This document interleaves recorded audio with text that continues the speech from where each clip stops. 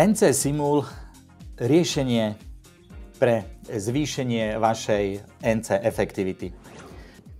Pýtate sa nás, ako môžete znížiť to, aby ten váš CNC stroj neobrábal toľko vzduch.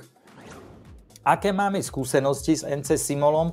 No, zákazníci, ktorí si ho zakúpili, sú veľmi spokojní a hovoria, že veľmi rýchlo sa im vrátila investícia do tohto softvéru.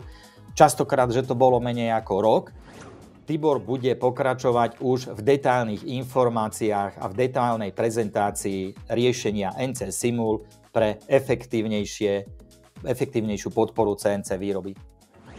NC Simul vám umožní overiť G-kód, simulovať pohyb nástroja a optimalizovať dráhy nástroja ešte predtým, než sa spustí výroba. NC Simul Machine umožňuje realistickú 3D simuláciu obrábania. Overí G-kód, odhalí kolízie a vypočíta presné časy cyklov a porovná obrobený diel s CAD modelom. Druhým modulom je NC Simul OptiTool, ktorý slúži na optimalizáciu dráh nástroja a rezných podmienok.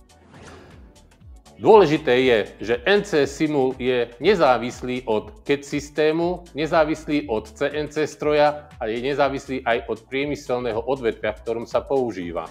Tibor, super. Ďakujem za tvoju časť prezentácie.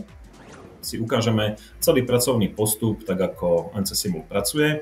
Ukážeme si nejaké možnosti simulácie, verifikácie a potom na konci optimalizáciu v tomto systéme. Berte to tak, že vy ako užívateľia ten stroj tam budete mať preddefinovaný, vrátane celej kinematiky, vrátane celého riadiaceho systému, tak aby ste vedeli si odsimulovať celý G-kód na danom stroji a pozrieť si, čo vlastne vyrábate a akým spôsobom to vyrábate. No a vidíte, že sú tam rôzne zobrazené problémové miesta, ktoré vám samozrejme vypíše aj dole. Čiže pribudla tu na ďalšia chyba, kde vidíte, že nástroj prešiel rýchlo posúvam cez súčiastku, čo je samozrejme nežiaduce.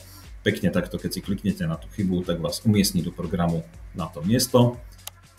Zostáva vám samozrejme možnosť opravy tohto programu. Tu vidíte, že v tom prostredí softvéru Esprit nám to prebehlo bez problémov, ale tu už vidíte tým, že to simuluje priamo G-kód, tak máme tam, že máme zamknuté osy C a B, čiže tá simulácia reálne by nezbehla a museli by sme zadať tam vlastne nejakú zmenu v tomto programe. A jednak vieme tu veľmi rýchlo vymeniť obrábací stroj. Čiže vymenil som obrábací stroj, namiesto hasu tam máme nejaký ďalší stroj iného typu.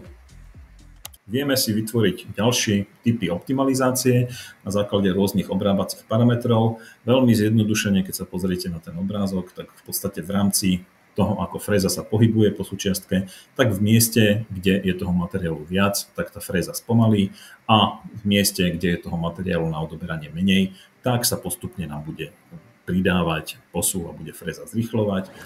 Pre aký typ výroby je NC Simul primárne určený? Druhou oblasťou možného využitia je úspora času. Hej. Tu samozrejme môžeme sa baviť o tom, či je to kusová alebo sériová výroba. Takže v podstate ja si myslím, že sa dostávame na úplný záver nášho webcastu. Dovidenia. Ďakujeme a dovidenia. Dovidenia.